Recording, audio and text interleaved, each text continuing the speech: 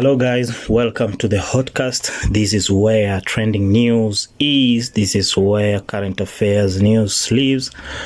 This is where we bring you celebrity news. We bring you all sort of news locally and internationally.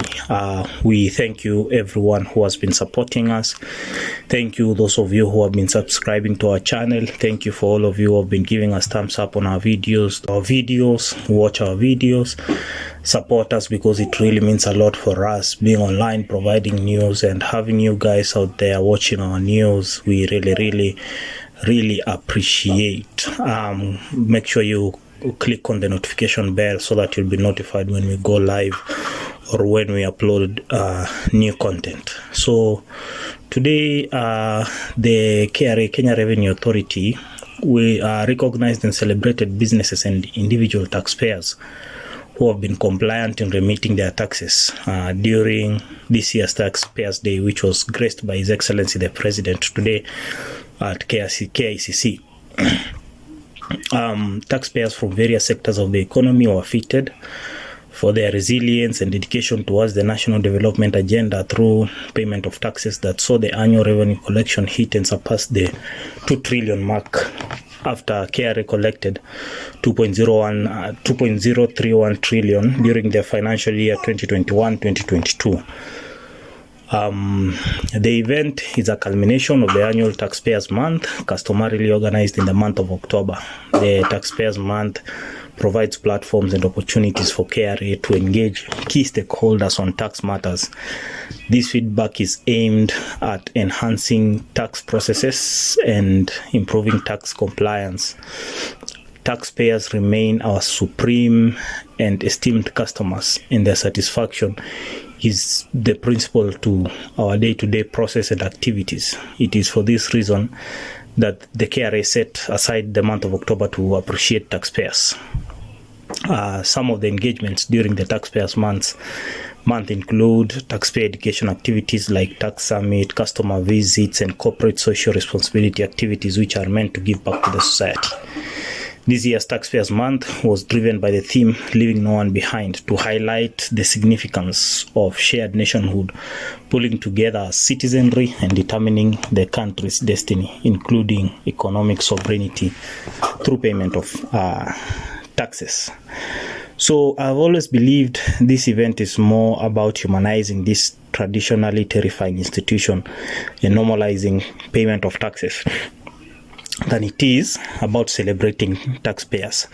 It is part of the global effort to change citizens' perceptions of tax payment being a penalty to be avoided at all costs to that of a normal obligation consistent with citizenship. Unlike the old days, when the taxman was a door-looking, overworked civil servant, today's tax collector is a suave-friendly soul willing to discuss write-offs and installment payments over a cup of tea at his cost. This week's glamour completes the narrative that paying tax is an achievement to be celebrated. Despite the glamour, however, the week's events brought to fore some issues that deserve consideration as the KRA plans future taxpayer events. The first issue was obvious from the optics of the event. For some reason, the entire team that took the traditional walk with the president to the dais comprised of dark-suited middle-aged men. In a country where women occupy significant spaces in the public and private sector, I wondered where they were on Taxpayers' Day. Is it that there are no serious institutions headed by women that excelled in this nationalistic endeavor? What did the absence of this demographic at the high table say about the captains of industries? Many of us growing in a male-centric society believe that women have generally advanced due to affirmative action and favor collection and not merit. Consequently, whereas we are comfortable seeing women in politically appointive positions, we get shocked when we see female captains of blue-chip companies effortlessly besting their male peers. Related to this issue is the need to rethink how KRA lists the taxpayer celebs. I shall say a little about TSC and such governmental institutions being celebrated as major taxpayers while they are just conveyor belts for the taxes of their poorly paid employees. Indeed, at a time when we are rationalizing their public service for falling productivity, bloatedness, and ghost heaviness, I am not sure whether a large taxpayer base in government ministry is a reason for celebration. My concern, however, is the impression created by the current practice of celebrating absolute amount of taxes paid as opposed to effort or efficiency in tax collection. KRA needs to rethink criteria that would encourage tax effort and efficiency. But even in the case of absolutes, it is important that likes be celebrated against likes. As happens in other awards in the business sector, it would make more sense for KRA to celebrate different cadres of institutions separately so that we have governmental institutions, including parastatals, grouped together, while those in business are grouped in their different income categories. This gives more realistic impression of tax-paying commitment of the different cadre of institutions and facilitates peer motivation. The current practice of concentrating on the big boys misses the point. The greatest contributor to our taxes is the medium and small enterprises who, as a proportion of their income, pay a lot more than the big boys. So, as we know, the president and the deputy were there gracing the day, and Gachagua said that President Ruto's administration will not close down businesses over taxes. I think drawing example from the Keroche and the Humphrey Karaoke businesses, while citing the example of businessman Humphrey Karaoke's distillery, which was shut down by the agency. Gachagua called for dialogue with investors, which he says is key to prosperity. He described it as foolish decision, which he stated will never be allowed to happen again. I quote, "The factory was paying about 50 million in terms of tax every month. They sent DCI there, policemen shut it down, arrested Humphrey Karaoke, a very enterprising Kenya, a very honorable man, a man who was toiled throughout his life and built. African Distilleries factory owned by Humphrey Karaoke was closed and it was paying around 50 million every month in terms of tax. And for 3 years, we've lost about 1.8 billion, money that we need in this country. That was a foolish decision and that will never happen in this administration." While encouraging Kenya to diligently pay their taxes, he encouraged the tax agency to collect dues owed in a dignified manner. At the same time, the president came out guns blazing. He said if Safaricom has over 30 million registered M-Pesa clients, how comes KRA has only 7 million Kenyans registered as taxpayers or with the PIN? And so it was a challenge thrown to KRA by the president, and we are seemingly looking at different days ahead where people will have to pay taxes. Regardless, whether you are a Mboga, whether you are a boda, you must have a KRA PIN, you must pay your taxes. I think that is the information that we are getting from the head of state, and interesting times lay ahead. So let us listen to the president's speech during this year's KRA Taxpayers Day. Thank you guys. Kindly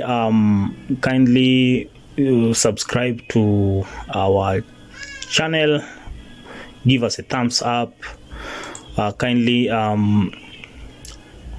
share our video, like our video, and thank you so much guys. We really appreciate our taxpayer numbers by engaging eligible and willing taxpayers. It is time to do the fair thing by supporting patriotic taxpayers who fulfill their obligations by reducing the number of free riders and enlisting more taxpayers to the national building project. A huge obstacle to the realization of our national revenue targets is that in practice, tax administration has traditionally been a repressive, menacing affair which resembles extortion. This extinguishes taxpayer incentives and diminishes the prospects of an expanded tax base, pulling Kenya backwards from its national revenue potential and denying its citizens critical services and development programs. Tax revenue mobilization is a crucial dimension of state sovereignty. The ability to finance national budgets defines true national independence. Those taxpayers who continue to perform their duty of remitting due taxes advance this agenda, thereby engaging in exemplary performance of patriotic duty. A day like this is therefore most appropriate for appreciating and indeed honoring the contribution of those outstanding individuals and corporate citizens in safeguarding, upholding, and enhancing Kenya's sovereignty. I salute you, and on behalf of a grateful nation, I celebrate all of you. It is important to let you know that your commendable contribution to national self-reliance, sustainable development, and citizen well-being is noted with profound appreciation. To signify our appreciation of these distinguished taxpayers, we must move decisively and efficiently to increase the number of taxpayers of all categories and steadily push the tax base towards its full potential. We have no choice, given the facts of our national financial situation, and it also happens to be fundamentally a matter of fairness. No single taxpayer who is eligible should be left out from this obligation, because every exemption denies Kenyans the right to benefit from national resources and is unfair to the loyal taxpayers who do the right thing. It is not an accident that revenue mobilization, though improving, remains far below its potential. The taxpayers' apathy is rife, or that countless potential and actual taxpayers are terrified of the Kenya Revenue Authority, with several even traumatized by the sight of its officials. Revenue leakages, collusion between evaders and KRA officials to subvert revenue administration, a culture of raids, extortion, disruption of taxpayers' operations, and obstruction of business are some dimensions of a wrong culture, robbing our citizens of shared prosperity. I have discussed these issues with the management of the Kenya Revenue Authority. I have discussed these issues with the Commissioner General.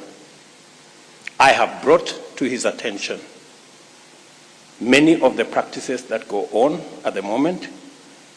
For example, we are selling 2.9 billion stamps for our excisable products, while our neighbor, Tanzania, is selling 7.2 billion stamps. Uganda is selling 9 billion stamps. Those two economies are smaller than ours. It means we should be selling between 10 billion and 12 billion stamps.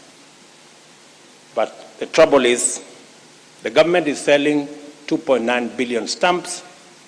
There are people who are selling the balance, which is approximately 7 billion stamps. And I have told the Commissioner General, he must tell these people to stop. and we have no choice. Because I do not want to fight with people, but I must stop. I want to tell the good people in KRA, good people, you must stop. Because I have given enough information to Commissioner General to sort out that mess. And I have told him if he doesn't sort out the mess, I will sort it out myself.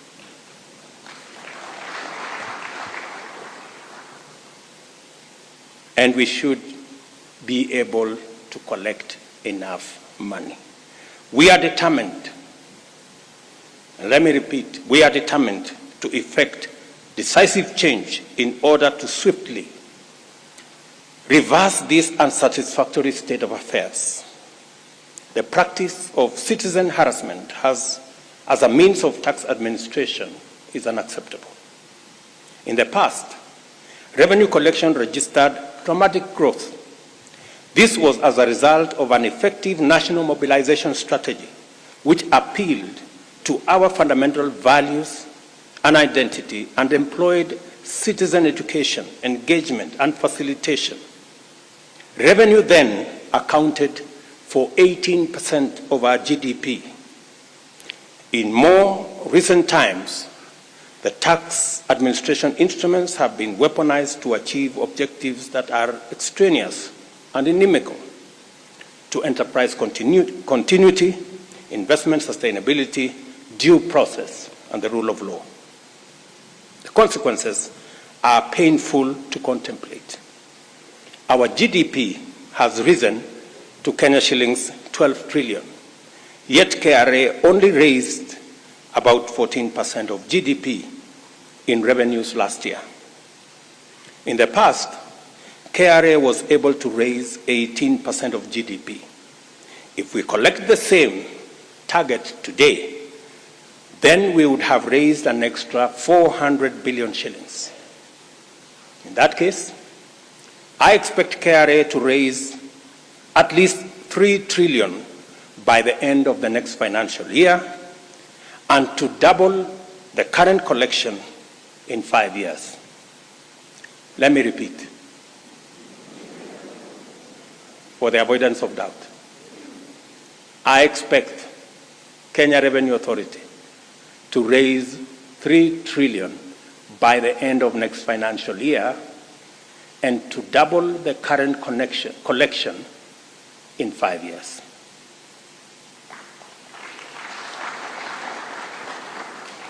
I can see the Commissioner General recording. Let me repeat it again so that you get it right.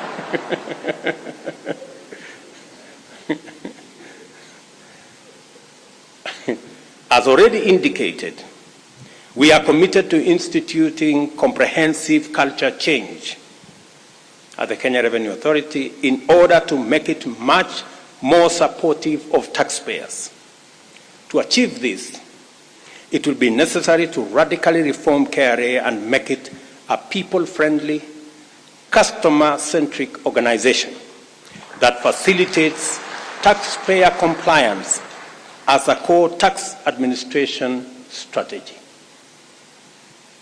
At the same time, it will be an explicit mandate of KRA to maximize tax collection while minimizing the compliance burden on the taxpayer. The time for extravagant rebranding exercises, diversionary and cosmetic changes is far behind us. It is now time for a radical shift in our KRA model, focusing on a robust service charter anchored on technology, which explicitly commits to transform customer relationships, simplify the taxpayer processes, and optimize existing facilities to provide efficient services. This shift must demonstrate strong commitment to the principle of impartial taxation, where the tax burden reflects ability to pay. KRA must therefore set out a strong and transparent integrity assurance mechanism embedded in an equally vigorous corruption prevention framework in order to create a stakeholder confidence in the transparency and accountability of its processes. The entire organization must evolve into a community united by transformed corporate culture based on shared values, including the principle of public finance. KRA must also reflect equity by shifting from the overtaxing of trade and undertaxing of wealth to enable the wealthy bear an appropriate burden. As I have said before, our operating philosophy in matters revenue mobilization is going to be hierarchical.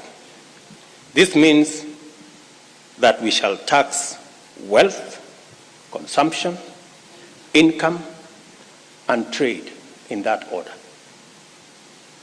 A safe, and by the way, I will lead from the front by paying my taxes.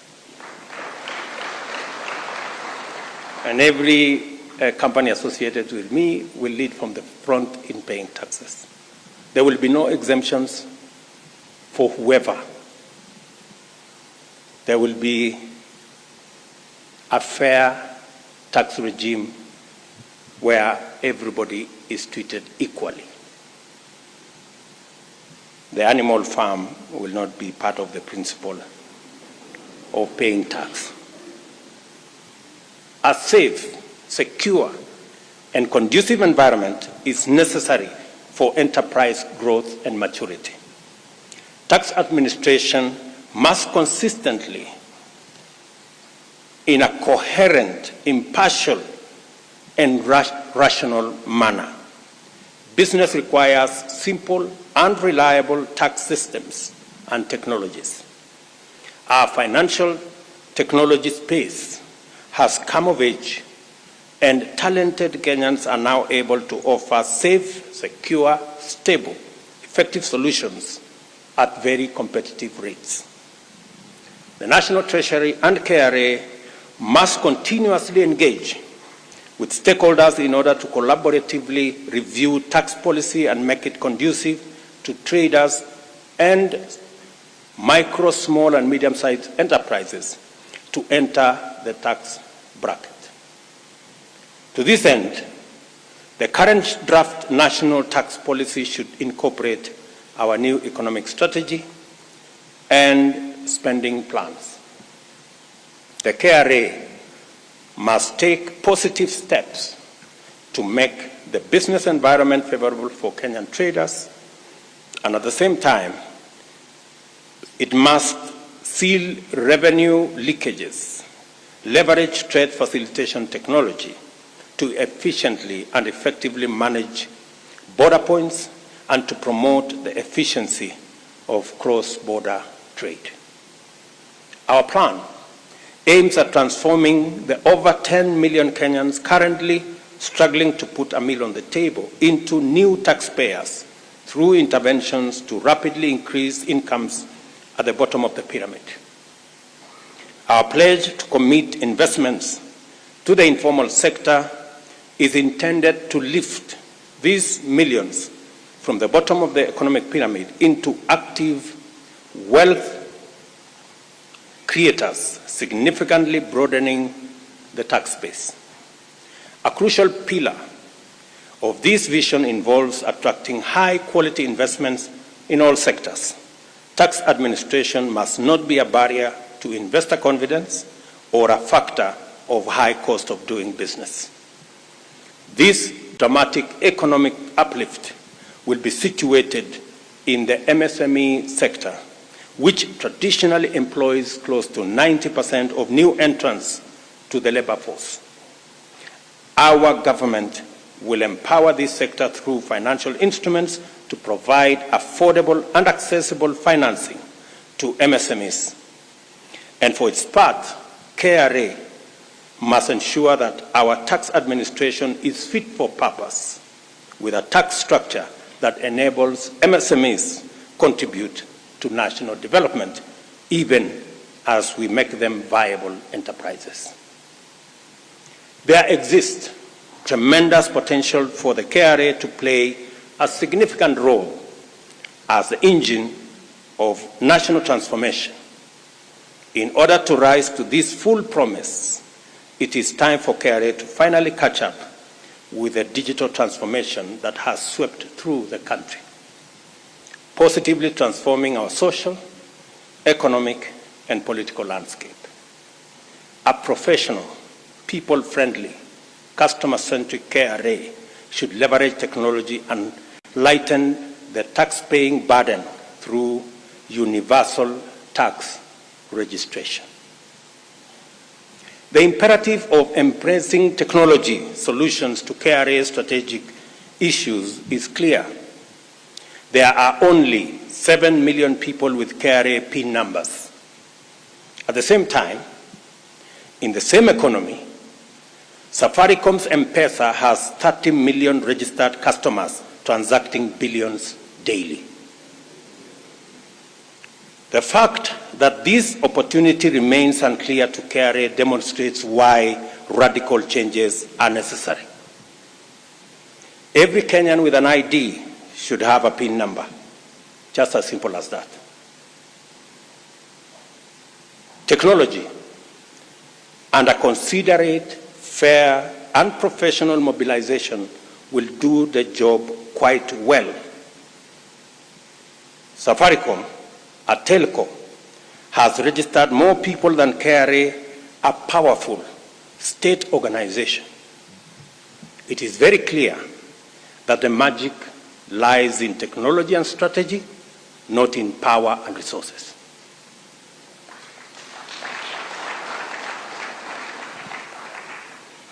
Bwana Siji, umesikia hiyo story? I'm happy you're taking notes. The agenda I have set out to recalibrate and reorient our tax administration framework signifies our appreciation of the contribution of our taxpayers who continue to embrace their patriotic share of practical nation-building efforts. We must not deny any eligible Kenyan their opportunity to take part in the noble task of affirming freedom and entrenching our sovereignty. Universal tax registration is a historic endeavor to enlist all Kenyans in the patriotic effort of reinforcing our independence by enhancing self-reliance. We must pay attention to KRA because it plays an indispensable role in mobilizing the resources required to enhance the well-being of Kenyans and finance necessary measures for growing the national cake.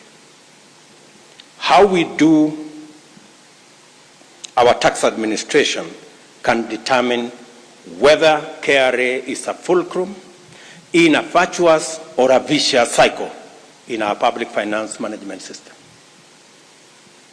The measures I have set out, therefore, demonstrate our government's full appreciation of the KRA as a guarantor of national development.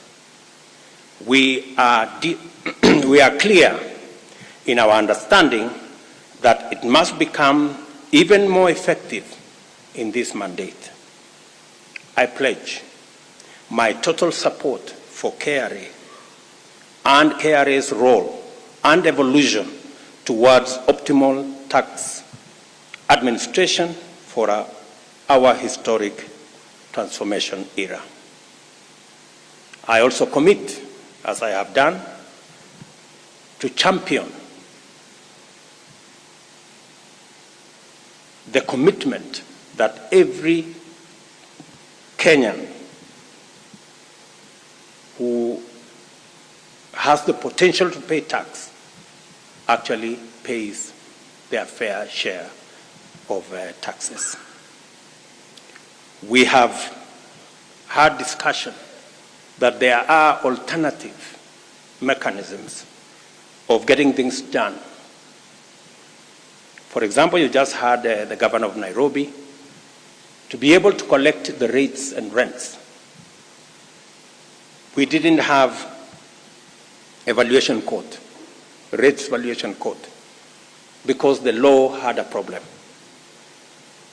When I asked how we are going to sort it out, we were told that there is a law that is waiting to go to Parliament. Once it is passed, someday, then we can have the rates valuation code, which we haven't had for a couple of years.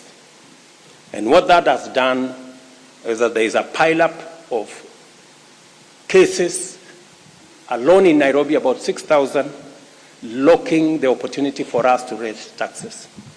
With just a little consultation with the governor of Nairobi and the Chief Justice, today the valuation rates code is being gazetted. Just to confirm to you, CG, that there are alternative ways of resolving issues.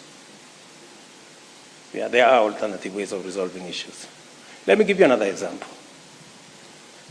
We passed the law on contributions to our National Social Security Fund in 2014. It's been in court for 9 years. The potential for it to be in court for another 9 years is real. We decided to call COTU, Federation of Kenya Employers, and everybody. We had a frank chat. And today, again, we are gazetting the new regulations for NSSF. So when I tell you there are alternative mechanisms of resolving issues, I can give you examples. So I encourage the KRA to work on alternative mechanisms of resolving whatever outstanding issues with taxpayers, so that instead of being punitive, it becomes facilitative of our taxpayers to pay tax. It is the only way, CG and your team, that you will meet the targets I have given you. You have to think outside the box. I am determined to ensure that our tax system is responsive to the needs of the new era in Kenya tax administration. I commit to become your ambassador by leading Kenyans in paying taxes. I want to thank you very much, and congratulations to all the outstanding men and women in this room who lead the way in paying taxes and keeping our country independent. Asanteni sana.